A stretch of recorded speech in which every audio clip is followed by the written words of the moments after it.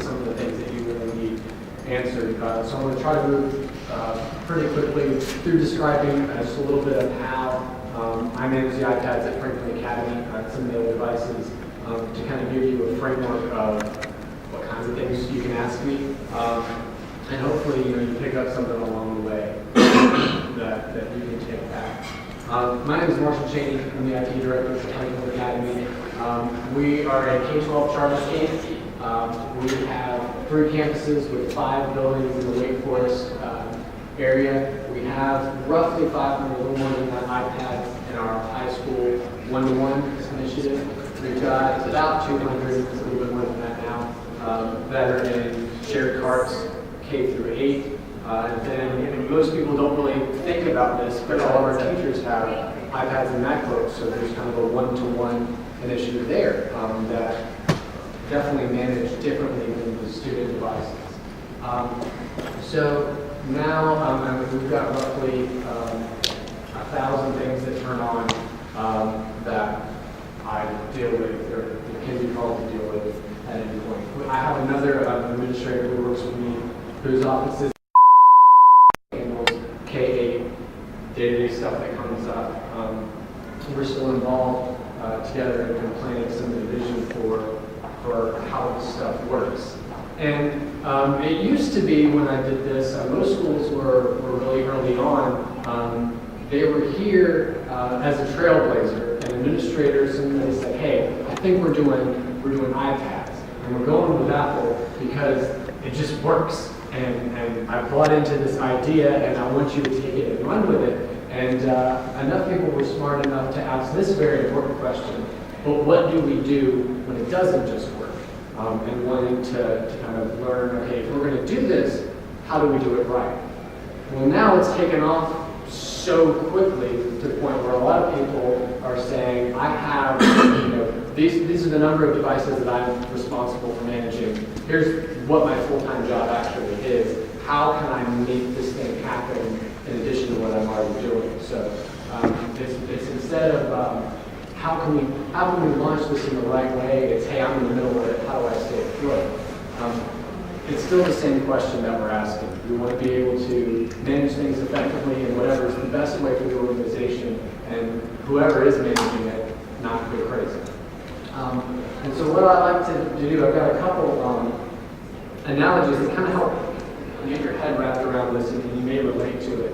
The first one is with this $20 million yacht. So no strings attached. There's one condition to this, but let's say hypothetically, I'm in a position to give each of you this $20 million yacht. And the only condition is that you can't sell it. Even though you can be completely debt-free and buy yourself a house and send all your kids to college, I want you to enjoy the yacht. So you can leave it docked at the marina for whatever. You can sell your house and move it into this yacht, and it will be the nicest place you've ever lived. But I'm going to give it to you. You just can't sell it. Raise your hand if you take me up on it.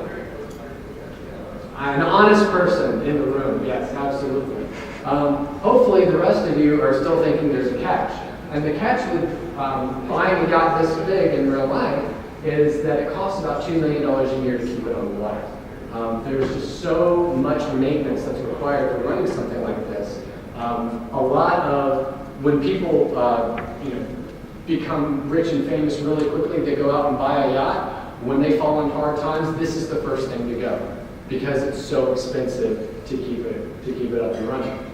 Or another one that's kind of helped recently when we talk about the pace of an initiative is thinking that you look around in your neighborhood and you see all your neighbors' kids making really poor choices when it comes to what they eat. They're having Pop-Tarts for breakfast, lunch, and dinner. And you say, you know what?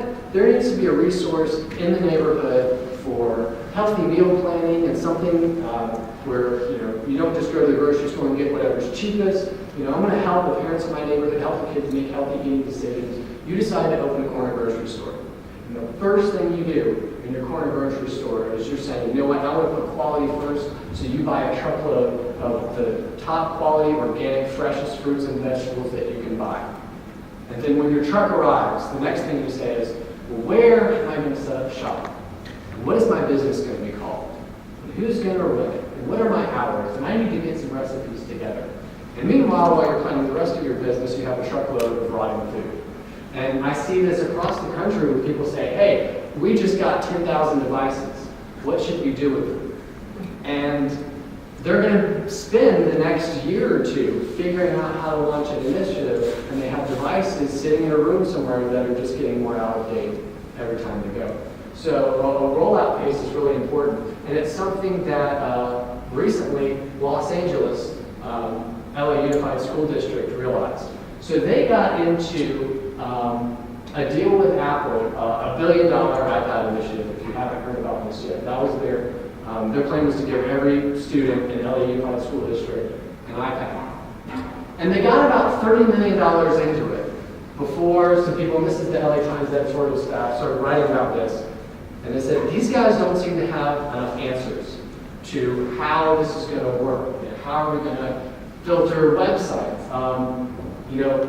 And this is what LA Times suggested that the board for LA Unified require a more gradual rollout so problems can be identified and addressed before it's too late to change course. This was in September of last year.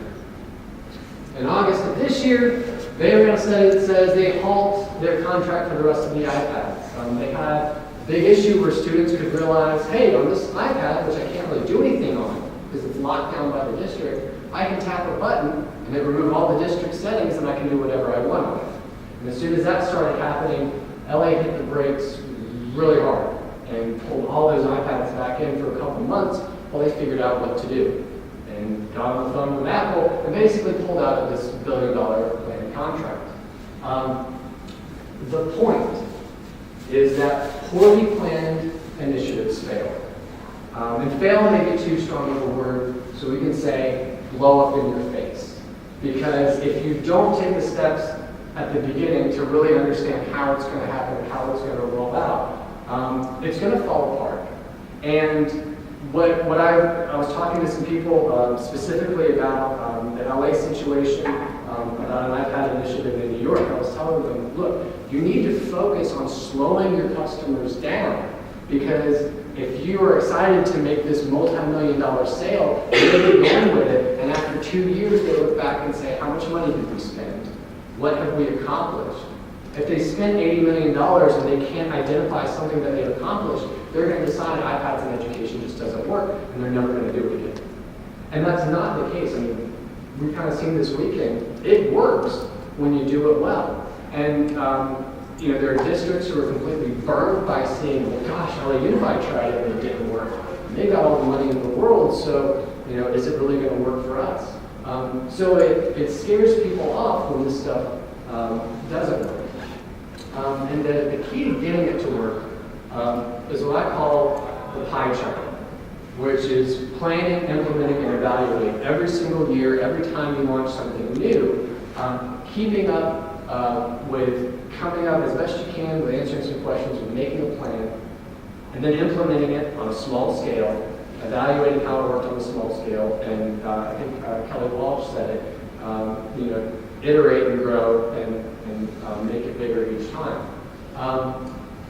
And you can plan, absolutely. And you can, probably the most time you spend thinking about an initiative is not figuring out what device to buy. There's a whole host of questions that I posted on the Edinburgh page. You can plan, but with iPads and technology in general, you can only really plan through the end of the year before everything can change. So we were talking before the session, a new iOS comes out, and it doesn't work on the devices that you have.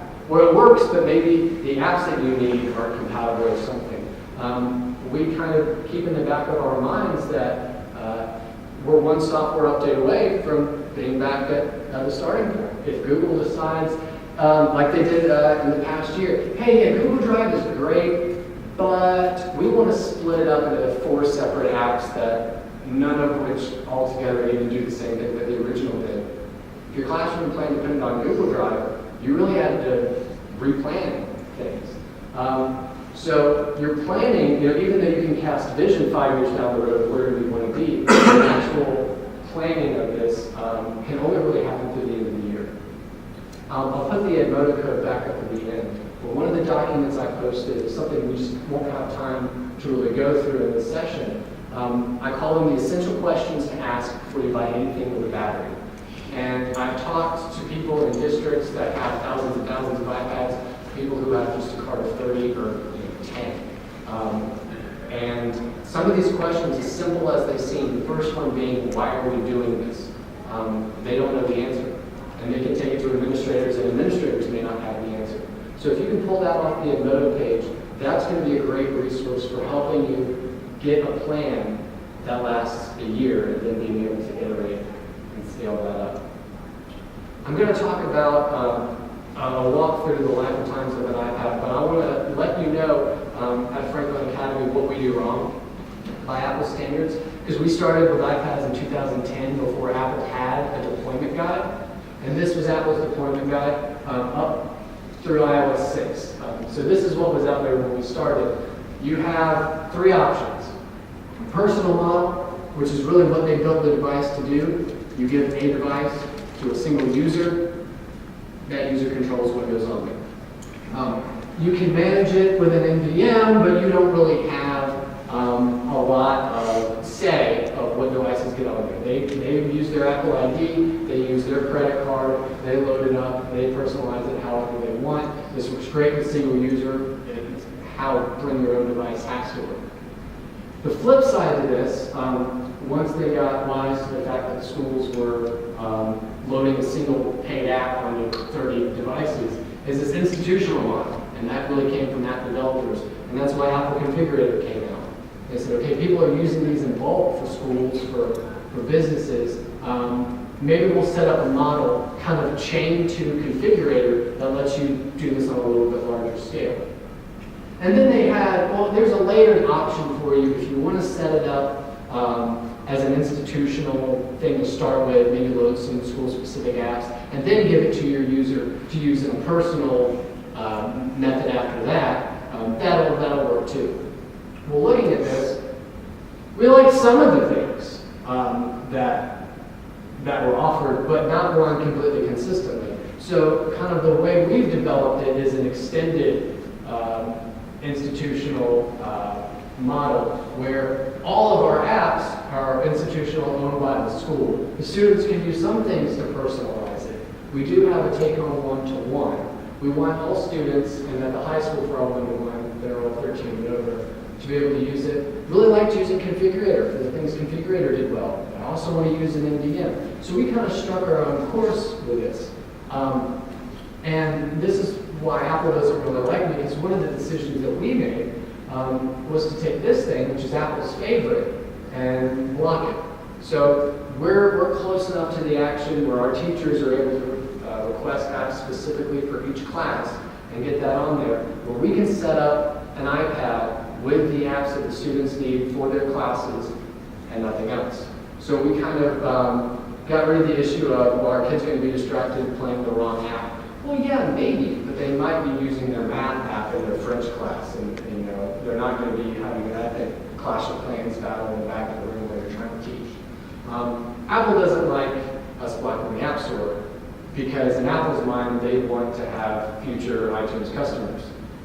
So to them, they think the world is the best when every single student has their own Apple ID and can download their own apps and stuff. So I might mention some problems that I run into that aren't even on your radar, and it's because I do this and you probably don't. So just know that about some of this workflow and kind of why it's done the way it is.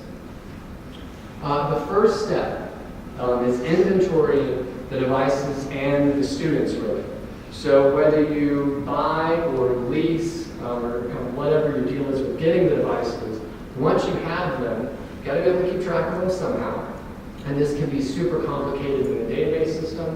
What I've used for years is Apple Members, so it's just a spreadsheet. And you can track, if you're thinking about, well, what exactly should we track? Any data you want to analyze later, you should track it.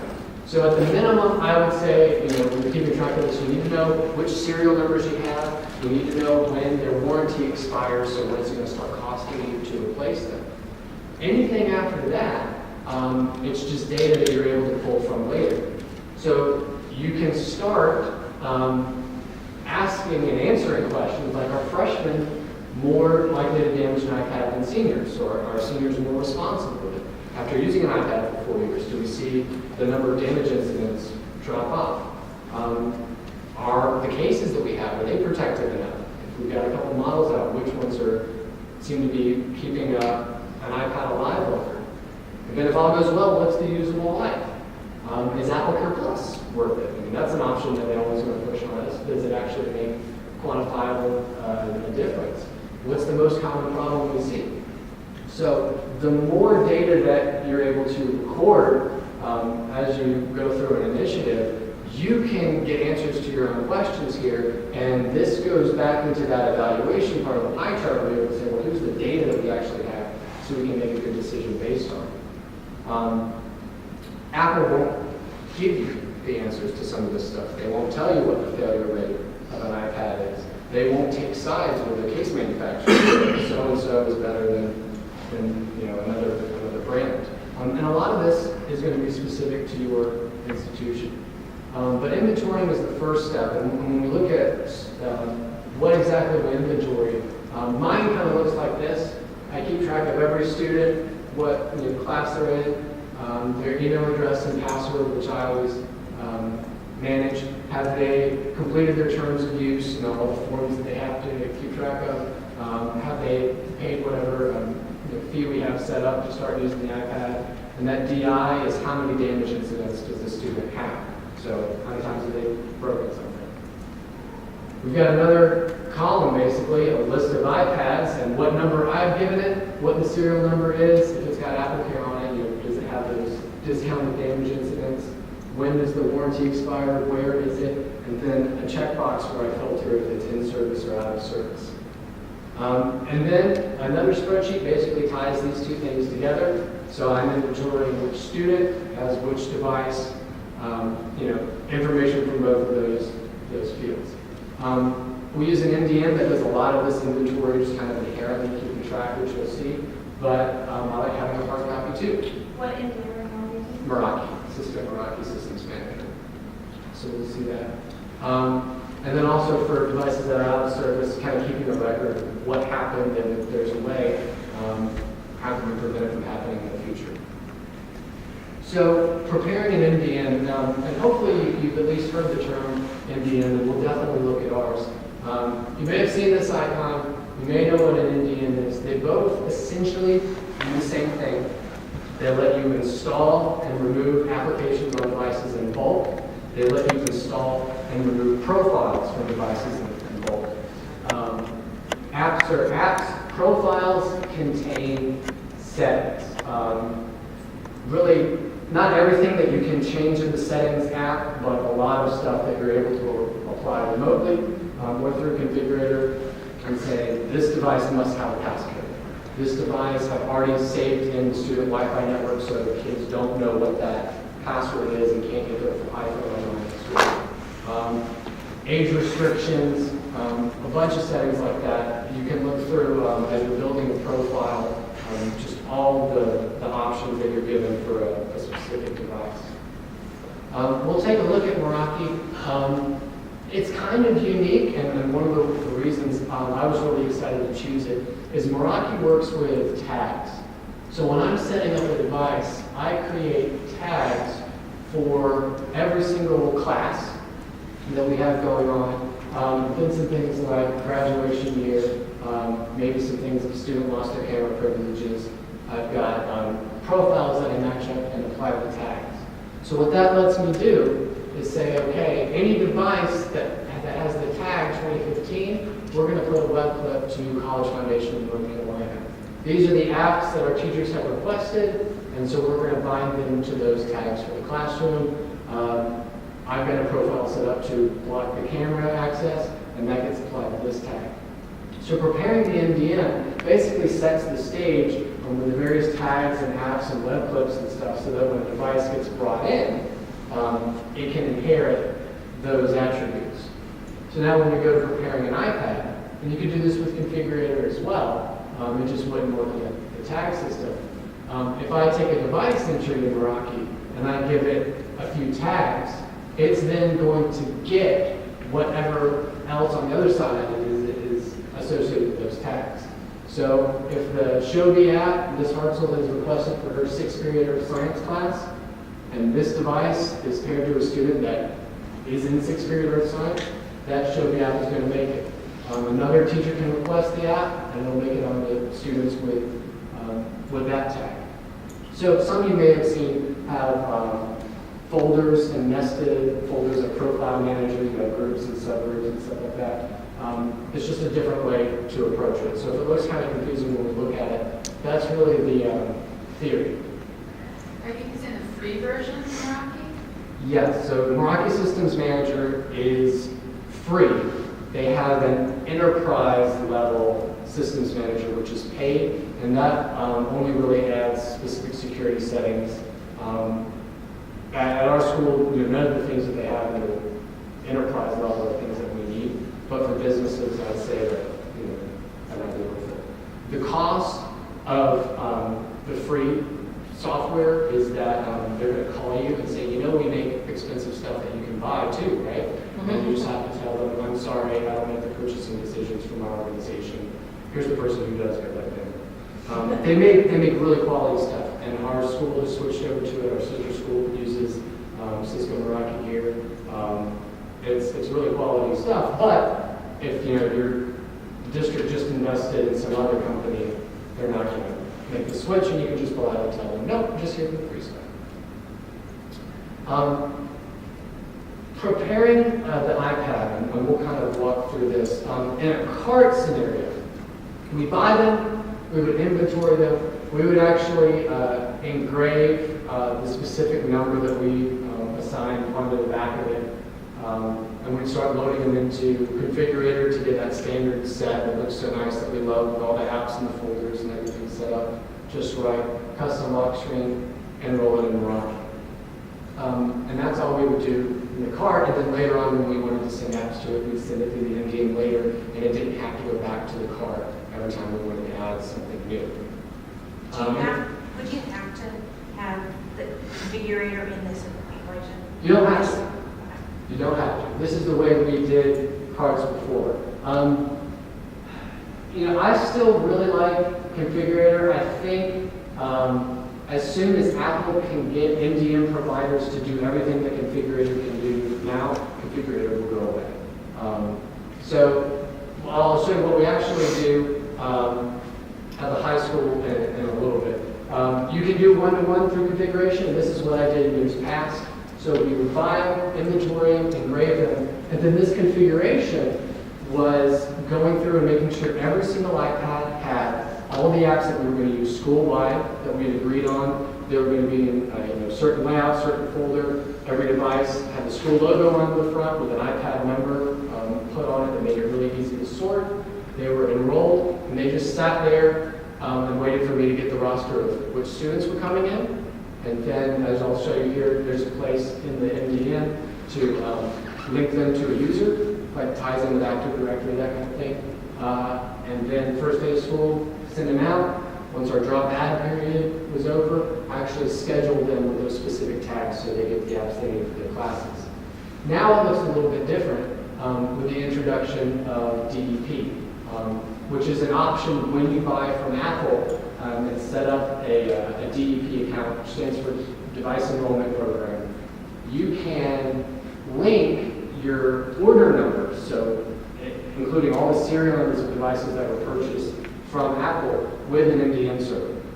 So usually the person who is buying this stuff, hopefully can say whoever needs access up to take the list of serial numbers and bind them to an MDM server. And what that lets you do is have devices that are enrolled out of the box. And I'll show you what that looks like. So we get them there, engrave them. Configuration through Apple Configurator does not happen, cannot happen with devices that are supervised with DEP. So you have to choose one or the other. Am I going to plug this in the configurator, or is it going to be supervised out of the box? If it's supervised out of the box, you can't load a remote backup. So all your apps and folders are not an option with DDP. Configuration though, what I'll do now is apply a tag, and that just puts all the student apps that I would load with configurator. And I'll do it through the MDM remotely. They just won't be in the nice beautiful order where I know where everything is. The rest of the steps end up looking the same after that. It just kind of combines a few steps. So I'm actually going to switch over here with my high-tech document cam, which hopefully is showing up for you guys. This is the device that is basically brand new out of the box. It's at the setup screen. I'm going to switch over here to a screenshot of our MDM, and I'll put it up on the screen so you can see kind of both ends of how it goes. All right, so I already have this particular device in my client list here. I'm able to select it and add tags. So I can add a student tag to it. And then in the attributes that were a part of that student tag will be applied to that device. That's essentially how I link it. And I'll let you take a look here in my settings for what we can expect from this student tag.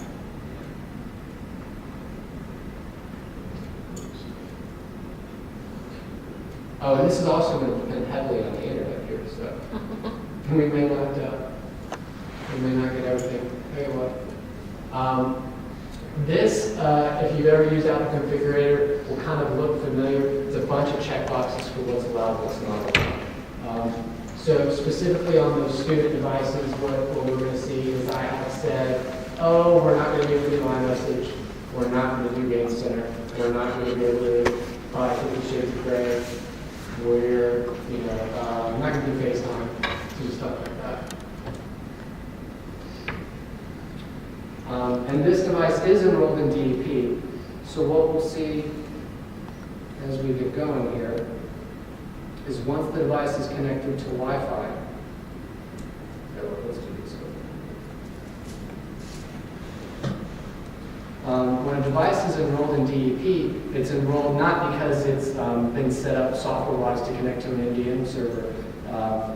The iPad kind of reports to Apple's activation servers, and Apple's activation server says this serial number is bound by DEP to Franklin Academy's MDM server, so look there for your configuration settings. It's got to be online to do that. So we're done here. We can proceed. So now it's contacting the activation server. And once it's done that, say location. Now it's at a configuration page, and this is the only option I have. Franklin Academy will automatically configure your iPad.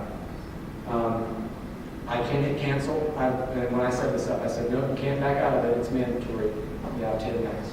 So now it's enrolling it and contacting the MDM server.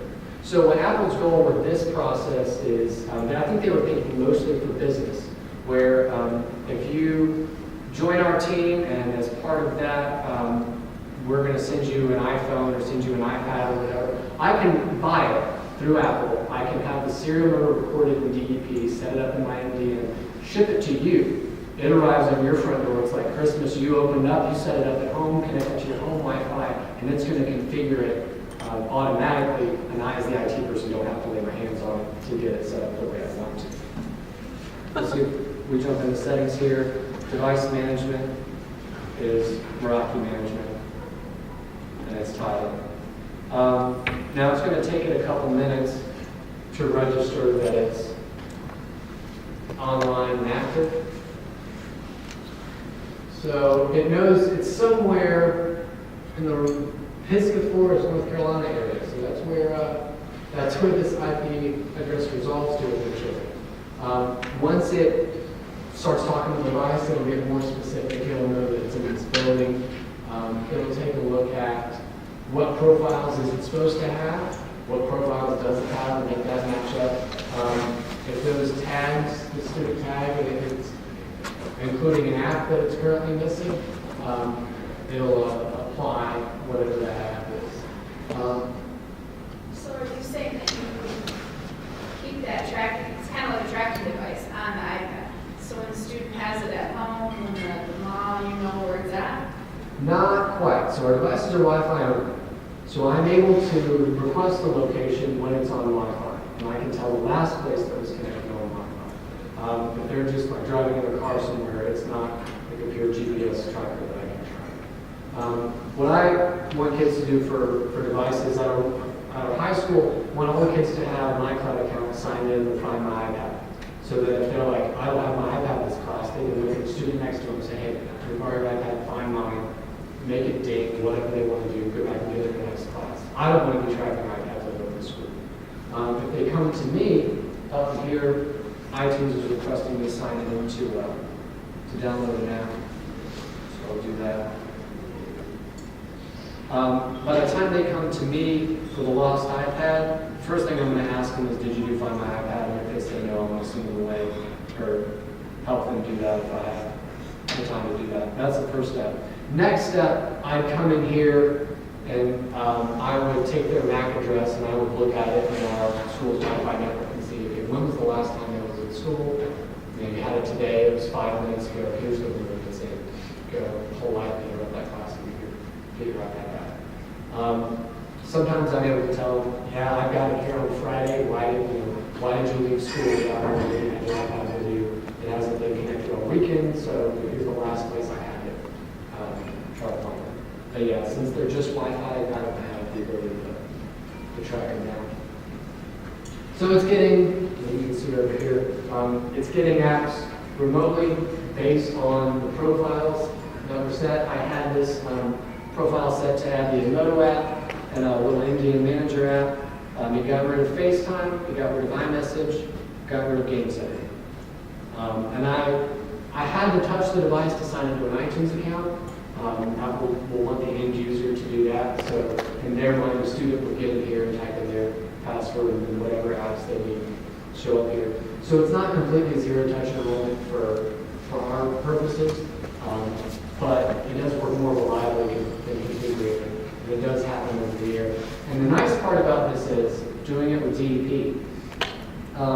If I were to get my hands on this device and go to reset, erase all content and settings, and wipe it out completely, the next time it comes back online, it's going to do that same step we saw. This device will be managed by Franklin Academy, no other option.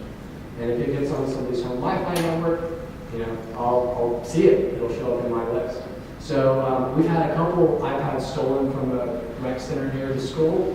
And what I'm able to do in those situations with devices that are enrolled in DEP is they'll take it, they'll try to take it to a pawn shop, they'll take it to a friend, they'll erase it completely, they'll plug it in, they'll set it up.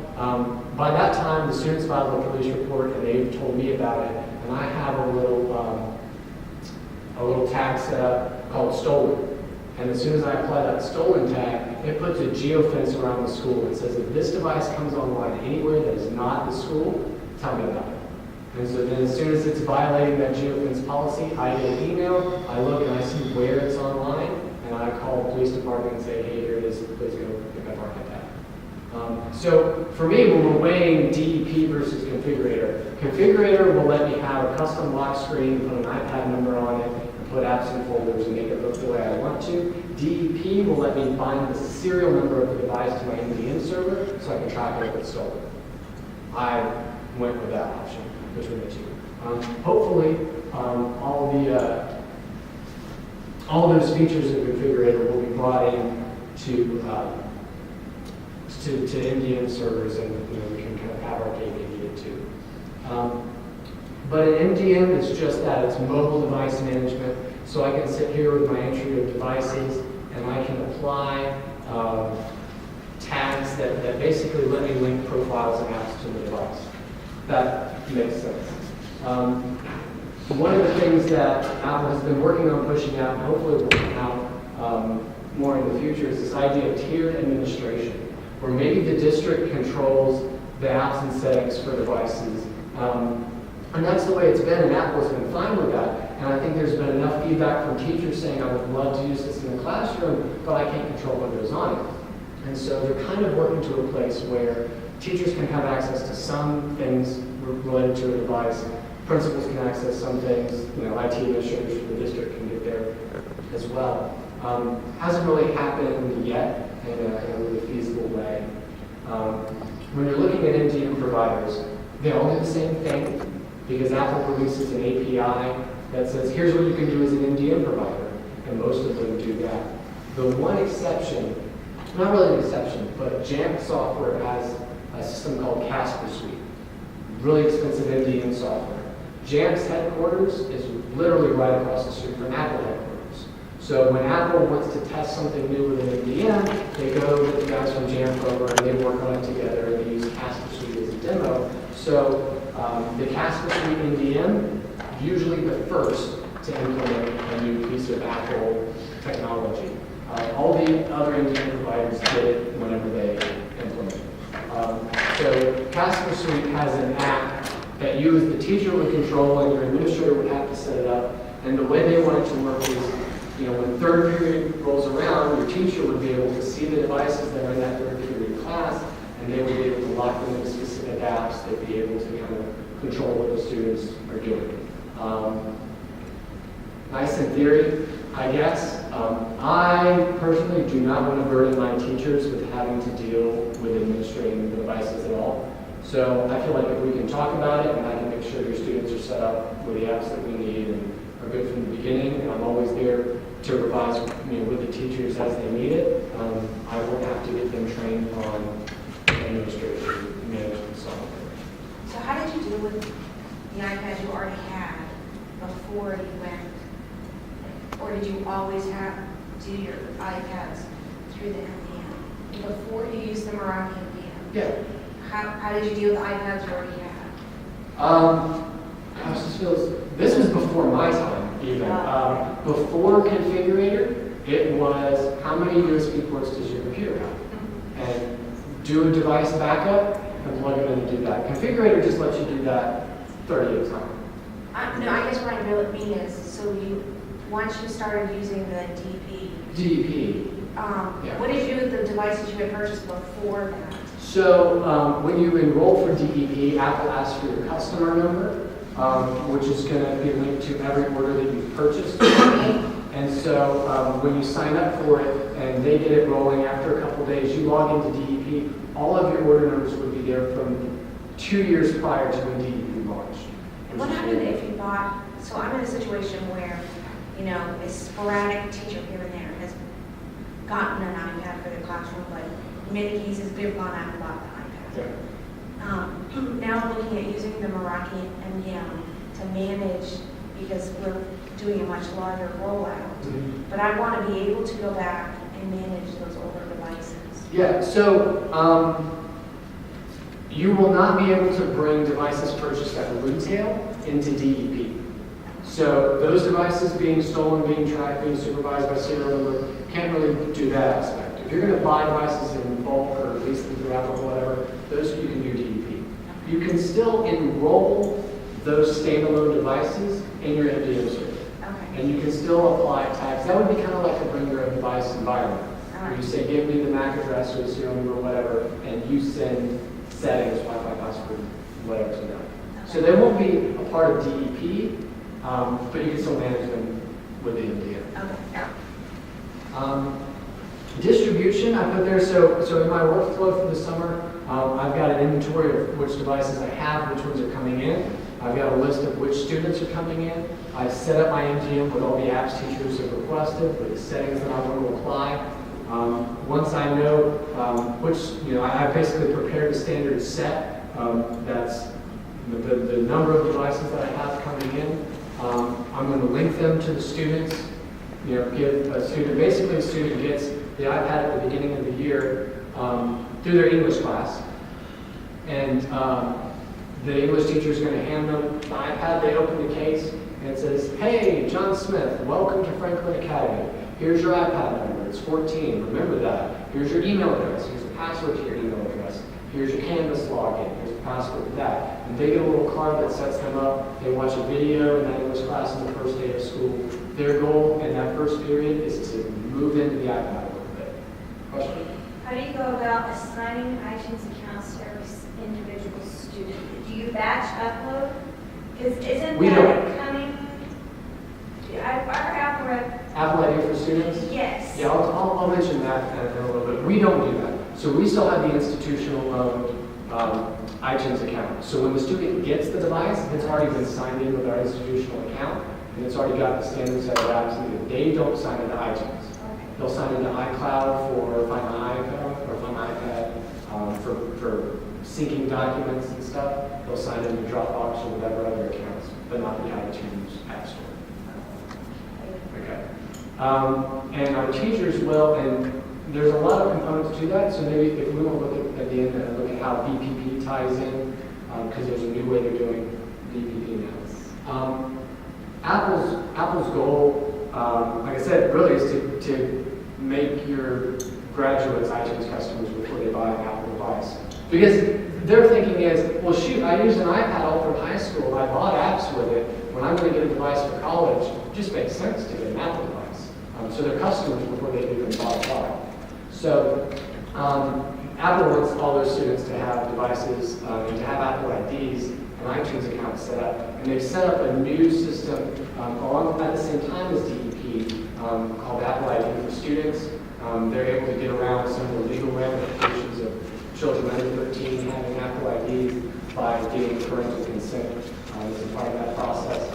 And then they're able to let you do, when you distribute apps, something called managed distribution, where you still own the app, you just let that Apple ID for the student borrow it for a little while and then take it back. But yeah, that, I still don't like that. But I do, actually, next year, so starting next school year, I'm going to do that in full force with our teachers. Because the teachers have just a personal level where they work. So I'll be doing that. But not with the students. The distribution part of it, one of the things that I think is really nice about our school is, well, my office is in the building. So when a teacher puts in a help ticket request, usually I can be there standing beside them quicker than I can respond to the ticket. So turnaround time, I'm very close. That communication channel is open pretty much all the time.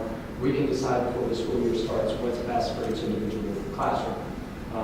So I've got them involved in distribution, and they know way ahead of time. Hey, first day of school, here are the things that I need you to do. Here's what I need you to say to make sure that the kids, get set up. That's why I prepare a video. I say hit play. The video will tell you when to hit pause. Make sure all the kids got in there. You know, okay, they didn't. I mean, who didn't? So the first day of school, we're distributing throughout the day 500 iPads. I don't have to be in any of those rooms for it to work. It's because the teachers and I are all on the same page about how that's going to happen, really before the end of the previous school year. Hey, don't forget, I'm going to send an email out, the first day of school in your English class. Sorry, teachers, you can get out your syllabus, you can get them on Canvas, but that's really got to be my day to make sure they get their iPads. And they're fine with that because it means day 2, they're ready to rock and roll and kids have their iPads and they're set up. So what happens when one breaks? What my workflow kind of is. Someone brings me a broken device for whatever reason, or even worse, somebody comes and tells me, hey, did Matt talk to you about his iPad yet? No, I don't know. Well, he broke it, so he's probably coming to see you pretty soon. Well, then I go find Matt and I make him feel awful for not coming to me. We have the talk, which is, all right, what are you going to lose? What are you upset about? Like, if I trade out iPads with you, because that's happening today, where's your data? Is it safe? And I've got kids say it's on iCloud, it's on email, I've got Dropbox, I can get to it right now, it's no problem. If a kid ever says, I'm like, all right, we're going to look. And we look on that broken iPad, through the broken iPad screen, and we make sure their data is set up. After we do that, I'm going to take their broken iPad and I move it in my MDM from the network of all the high school students to what I call the out-of-service records iPad, which is basically takes all the same settings, just puts it in a different list, so I can see the date and time that that kind of went out of service. I make a little note about what went wrong with it. In my inventory, I'm kind of updating some of that stuff too, so I know, you know, it was a cracked screen, here's the model.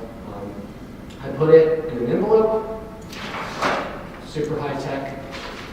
It fits an iPad, it fits broken glass too, when that's the thing. I hand them a new iPad. So I start the year with a bunch, hopefully a bunch. No, I never start the year with extra. I always seem to have none.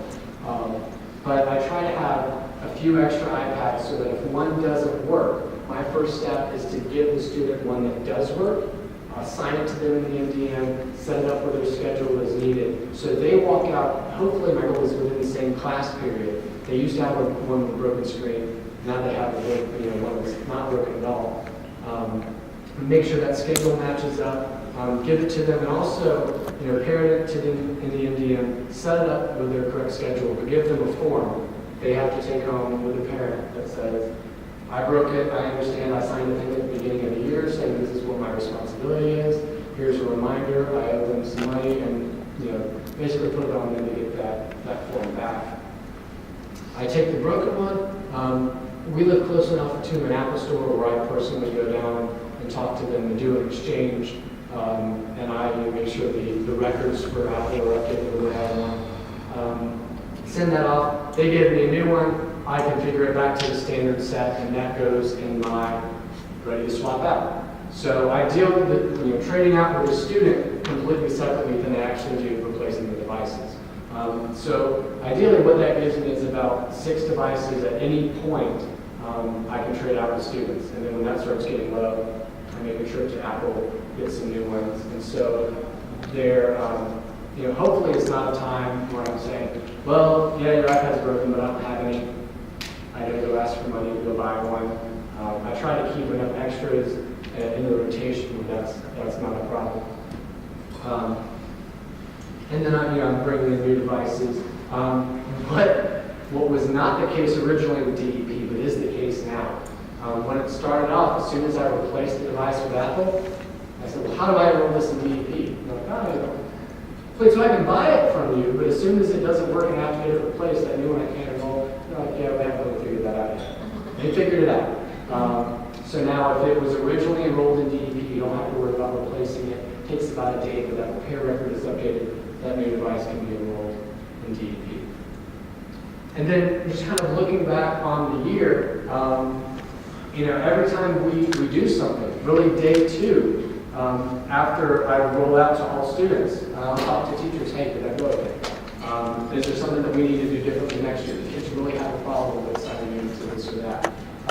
And try to get ideas for, okay, next year, how can we do that differently? Can we make it take less time? What did work well this year? The thing we did here, that was great. That worked fantastically. That was better than I thought it would go. But not being satisfied with that and saying, well, is there still a way to make that better? Kind of the mantra that Apple, I guess under Steve Jobs really had, I think he's kind of famous for saying, well, how do people know what they want when you haven't shown it to them yet? If people just don't know, they can't. He was talking about average consumers who just don't know what they want. They don't have the vision to know, oh my gosh, I need this. And I think a lot of times when we're kind of in the muck of trying to make a system like this work, if it didn't fail, we consider that a success and kind of leave it alone. But you can still improve on your strengths as you're looking at the weaknesses of what you've done and go back and evaluate and plan for it. I'm going to leave some of these up just as resources. This PDF of this is already on the note page, so you can copy these links out of there. What I want to do, if you've got specific questions, like I said, I touched on a few things to kind of let you know what my process is going through. Taking a device, giving it kind of a standard set that we know every student's going to need, and then specifically binding it to a student, and then from there, whatever classes that student is enrolled in, making sure that that device gets what it needs. Process will probably not work in a lot of your situations, or maybe you can modify and scale differently to match. But I do want to know what questions you have, since that was such a quick run through of everything. Yes. Do you let teachers add apps throughout the year? They can request apps throughout the year. So essentially the way that process works is someone will say, hey, I found this great app. Because you don't find all your apps just over the summer. Right? Teachers are doing the same thing. It's a pie chart, basically. Finding new things to do throughout the year. So I'm not going to tell them no, absolutely. If they're saying, hey, I want to use this app, and it's really close to one that students already have, and I send out, for the teacher requests, I send them a list that says, hey, here are the apps students already have. If you want one for school that's not on this list, but they can do that at any point through the year. And what I do to push apps is I go meet with the class, and I sit there with my computer, and since the app store is blocked by a profile, I'm like, okay, who's not here, because they're excluded from this list. I put the app store back on there. By modifying the profile, that has to happen before apps can be pushed to it. I send out the app that the teacher requested, check to make sure everything was okay, like the app store back in, it takes 10 minutes. But yeah, they can do that at any point through the year. I just try to say, depending on what the schedule, may be, try to give me like a week's notice. But there have been times where a teacher will say, hey, I've got these two options for an app. Let's try, I think option A is going to work. I might say, well, if this is brand new, let's push both of them out. Because if option A doesn't work, we don't want to take the logistic time to send B out. But I've gone by tomorrow. It's a long block day. I'll have first time.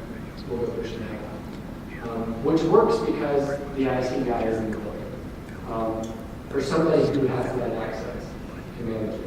So there's not a big disconnect between the teacher and whoever's in charge of this, which I think is really crucial. And if you're looking through the essential questions on that logo, one of the things that makes our initiative successful and I think so nimble and able to adapt is a teacher can come to me directly and say, hey, the way this is set up, it's just, I know we thought about it, but it's just not working for my class. Can we do something a little differently? And have that conversation and try to figure out what the best situation is for the classroom. So that's why we're doing devices, period, is because we want to improve what's happening in the classroom, not necessarily to say that we have iPads. But good. What other questions do we have? Is anybody in this room actually the IT person? Do we have any? So we have a couple of people who are, and is that you were the IT person before the iPads got here? Okay, good. So the rest of you are going to be a teacher who's somehow tasked with some kind of instructional design, who's kind of doing that. Yeah. So you have the fun part of not only having to know the technical side of how the stuff works, but also the theory of why we're using it and try to translate those two words. Yeah, you are a rare breed. I think finding people who can do both, who can understand why a device isn't working and understand how to teach someone how to use it, it's kind of like a unicorn. Whoa! Shoot, you can understand iPads. Yeah, that's what I feel like. I'm the only one in my district. We have 41 schools, so. Yeah. Yeah. I feel like you mention it, yeah. Yeah, because most of the people who are sysadmins, they can't really wrap their head around pedagogy or understanding what's the best thing for the classroom, or even having the patience enough to sit down with somebody and train them. But if you say, hey, we need a system that does this, well, they can make the machine bend to their will. Right. But yeah, bridging that gap, you don't find too many people who do that. So yeah, hopefully they aren't killing you, because all the unicorns are gone, they're gone. Yes. One thing we're trying to figure out is we're going one-to-one, but the students are bringing their own iPads. Okay. We're trying to figure out if one breaks. Yep. I don't know how long it'll take them to get it fixed, but what will they do in the If I can advise you as much as I can, don't do that. Don't do BYOD as much as you can. Because when you don't own the devices, you don't make the decisions. Everything that was, here's how we're going to do it, is now we need to ask the parents if we can please, on their device, do the same that we need to do. We just don't have the money, so it's already Yeah. set. Yeah, and, I would say the essential questions, something to definitely bring back to your district and push people to answer some of those. But yeah, the money is a huge concern, and I think that's the number one reason why people go BYD. But if you talk to enough schools who have done that, I think their feeling is, gosh, it would have been better to do something really small that we could have afforded before launching into this. What I would say to answer your question, it's okay to have some loaners, if you want to have just a handful of them so that the student doesn't get to use that as an excuse. But also with BYOD, your paperwork as far as appropriate use agreements and stuff like that, and that's going to have to be really detailed. Because yes, it's their device, they own it, but at school it needs to be treated like a school device. And so, they need to know, hey, if you're going to be the one buying this device, you have 30 days from a damage incident to get one replaced with Apple. We recommend Apple Care because your damage incident cost is only going to be $50, or kind of whatever it is. But that's definitely something before you launch into it that needs to be kind of set in stone and decided. You're also, that's going to make it hard for you to anticipate what your failure rate is, or your damage rate, because you're going to have, are you telling the specific model they have to buy? Well, 4 or better. 4 or better. Okay, so you're going to get a little bit, not necessarily a fragmentation, but just different models. You're going to get a wide gamut of protective cases. Some are going to be like toilet paper, and some are going to be tanks. So your toilet paper case kids, they're probably going to be, hating life because they're all going to throw their iPads in their locker and stuff like that. So you're going to have more trouble with that. So I would even say, here are the 3 cases that we're allowing you to choose from.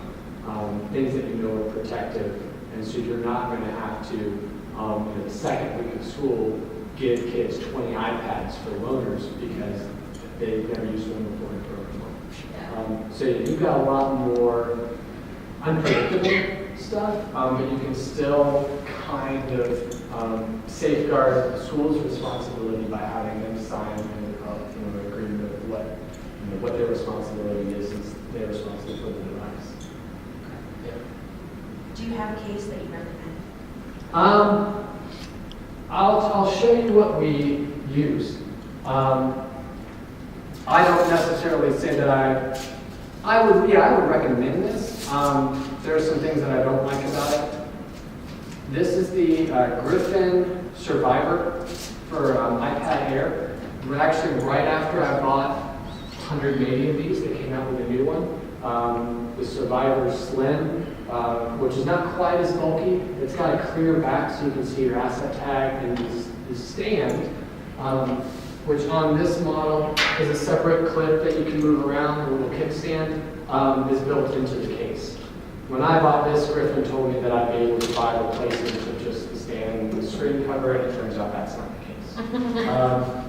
So I will not be buying this again, but I'm really glad I did, because this was the bulkiest case out there. It was kind of in the league with the OtterBox Defender, some of those really bulky ones, and this cost me less than $40, $38, something like that. The quotes I was getting from OtterBox was still $80 and stuff. But that investment has saved me absolutely. Looking at the numbers, when I first got to school, the cases that they had were like leather folio cases that flipped up and fold, and they might as well not have cases. Our damage incidence rate was like close to 10%.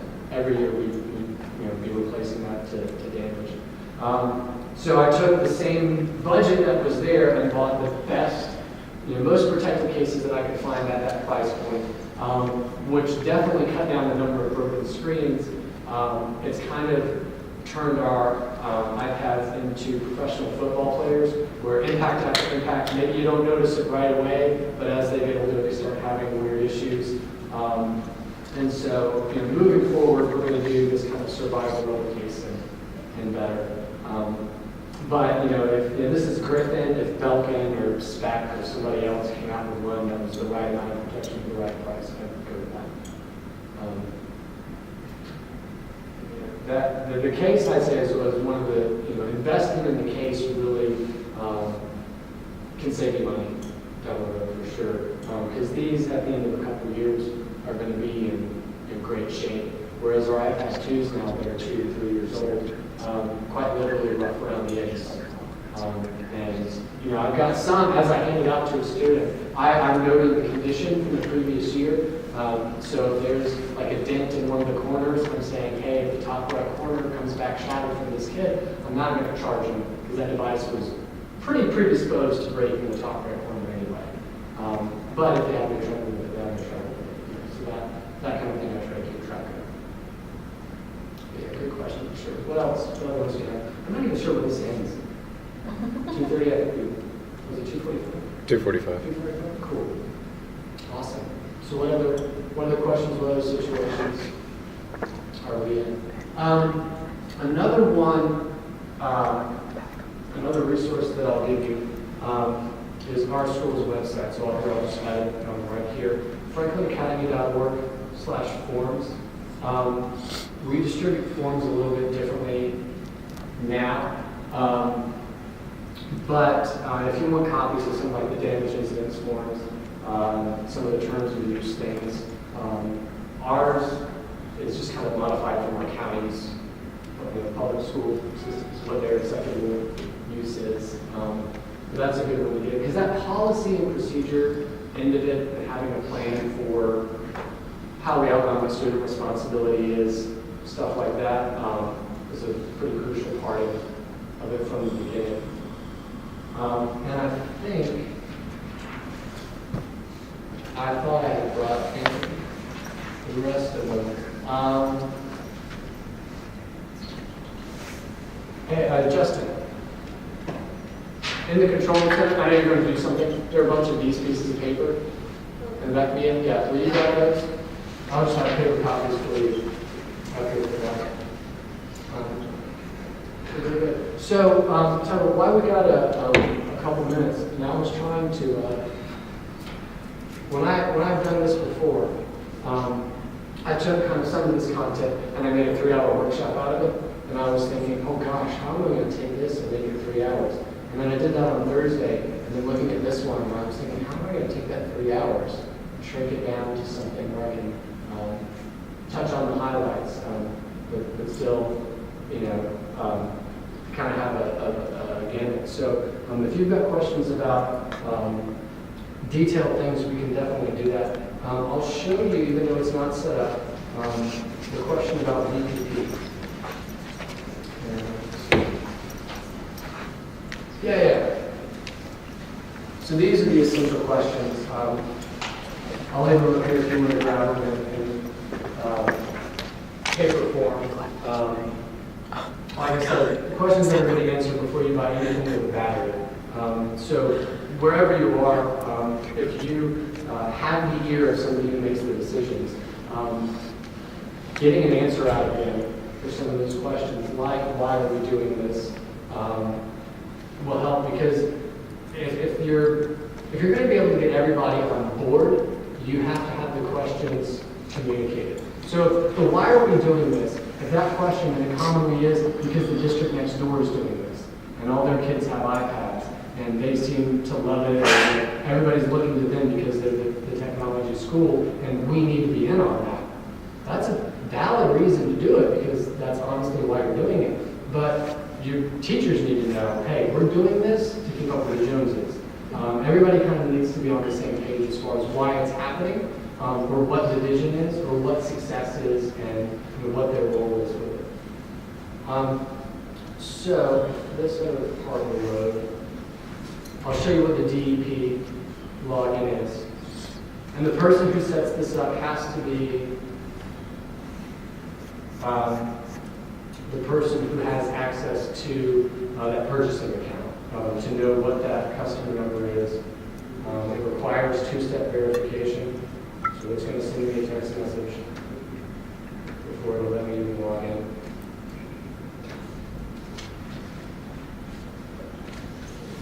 But yeah, this is definitely a good portal to know what the inside of it looks like, since it doesn't really tell you any of the previous stuff on Apple's website. So 3 components to this: device enrollment program, which I have set up with this login account, volume purchase program, and Apple ID for students. We don't do Apple ID for students, and VPP is set up under a different account. But this is kind of your account manager portal where you set up administrators. When I get started in the device enrollment program, and this definitely does depend on Wi-Fi, it's an account tied to our customer number that has every order number, every order that we place, even if it's for one device. So if I want to go in and buy one iPad as a loaner, if I do it through an education channel, I can add it here to DEP.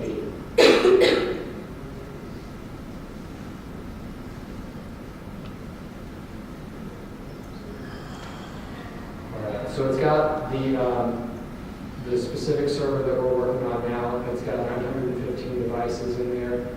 I think this will show me, yeah, so it'll show me an order number. It'll show me the server that I went to and how many devices were a part of that. These are, you see how they here, this was a repair. So you see one device that I had replaced. So it's keeping track of replacements through them. This is an entry where I bound it to the MDM server and then I took it away from that MDM server. And so you're able to kind of link your list of devices and orders to MDM servers here. And I can do it, and I can pull in a specific serial number.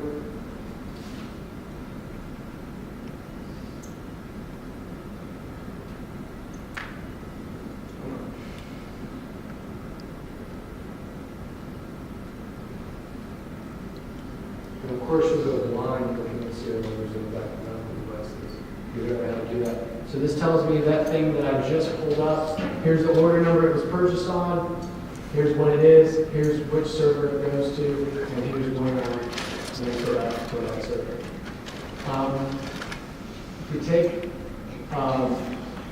we take a look here at the MDM server side, it has a page for DEP. And so once a device is made available in DEP, this just contacts Apple's server. So your MDM, they'll all have something like this that will just make it a little bit different. And you can say, okay, here's the device. When this comes online, what settings do we apply to it? So that's kind of how you customize what it looks like. So I've got some of these that I don't have any settings applied to yet, because these are well done with configurator. So for me right now, there's no point in me trying to set up a system for it.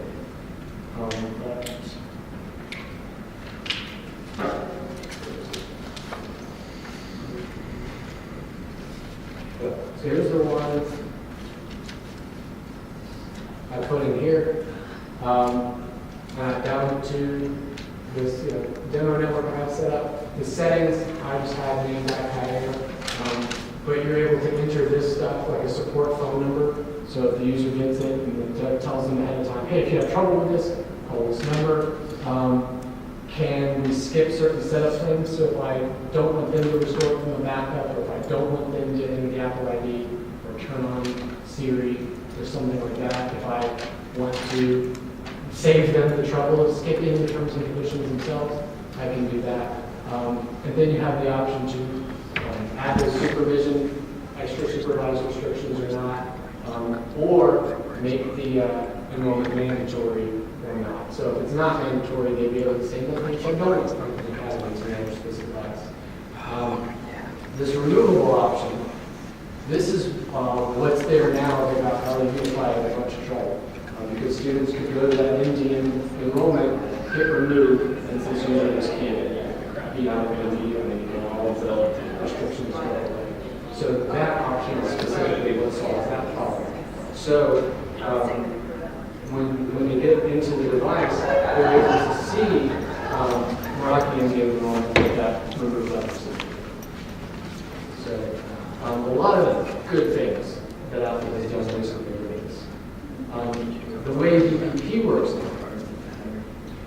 have probably what you guys are familiar with the concept of redeemable codes that you would load in the configurator. You get a spreadsheet from BPT, you put that in the configurator, they use the device to code, and puts it back and return it. This is their next iteration of that, which is managed tokens. So when you bring in an app, and we don't have any of this in this demo, except for Google Sheets, you're able to say, I've purchased 30 tokens for this app. And then you have the app in a list. You have your users in a separate list. And so you can invite them where you basically just send them an email. They sign in with their Apple ID. You as the administrator have no idea what their Apple ID is, and you don't need to. You can just say, okay, this person that I have enrolled, I am able to apply tags that then send them devices. The nice part about this is it will try to push the app to them. If they decline, they can still download it later because it shows up in their purchase history. So even though they didn't buy the paid app, and they do this with free apps too, they just go to their purchase history in iTunes, and it's there. And so they'll have it installed and using it. And what Apple's goal is you say, okay, you're going to use this app for 4 years, 30 days before the end of school. It sends them a thing that says this app will expire and basically get off of your device in 30 days, but you can choose to purchase it and keep it. So if they say, no, I want to buy it, and they keep it, and it's on there. It basically downloads the licensing from the iTunes store. After 30 days, it's off. Your managed token count goes back up to 30 again as those apps start coming back in, and you can reassign them. Because the managed tokens are revocable, the codes are designed to give it to an Apple ID and it stays there forever. Books are still one-time redemption. So even though you'll see books in the BPP store, and even though you can buy managed tokens, right now the licensing is such with the publishing companies that you cannot revoke a book. iOS 8 added the system ability to do that, but I haven't seen any actual things published that let you revoke them. So if that's part of what we're trying to do, still waiting on books. And actually our school, because we've waited on books for like 4 years, which is one of the reasons we got iPads, we're leaning towards open source content, developing our own. Our teachers are writing their own textbooks and just pushing them out through our LMS like the kids done in the books. So we got sick of waiting on the publishing companies, treating books as consumables. So what you'll see now is instead of a textbook costing $100, Apple's going to set a price limit on that in agreement with the publishing companies where the textbook is now $15, but that user is buying it every single year. So it's not like we bought 10 $100 textbooks and we don't have to spend that money again for another 5 years or until these books wear out. Now it's a consumable, even though it's cheaper. So just be mindful that books still don't work the same way that apps do. Next year, depending on how things go, I had previously been giving teachers iTunes gift cards, new teachers giving them a couple non-revocable codes to key up pages, which is kind of a, hey, welcome to Franklin Academy, here's some of the things that you need. And I liked the gesture of, I'm not going to give this back, I want to give this to you as something that you can set up and run with. But if you have a teacher for whatever reason leave after the first month, we've got to do that again. So I'm considering doing this now with our teachers to add the school apps freedom out to the purchase history. I'm still on the fence because most of them have them, and I don't know if it's really going to make a big difference money-wise or just what the time it takes. But because we run that in a personal model, BPP works really well. Because we're doing the institutional with students, this doesn't really have a place in there. Although you can kind of bridge this. So if you had an Apple ID for each cart, or for each classroom or something like that, you can still do the managed tokens where you give it to that class and revoke it. So you can still blend with this system. I have a school down the street that does things Apple's way, and so when they launch into something new, I'm always asking them how it worked.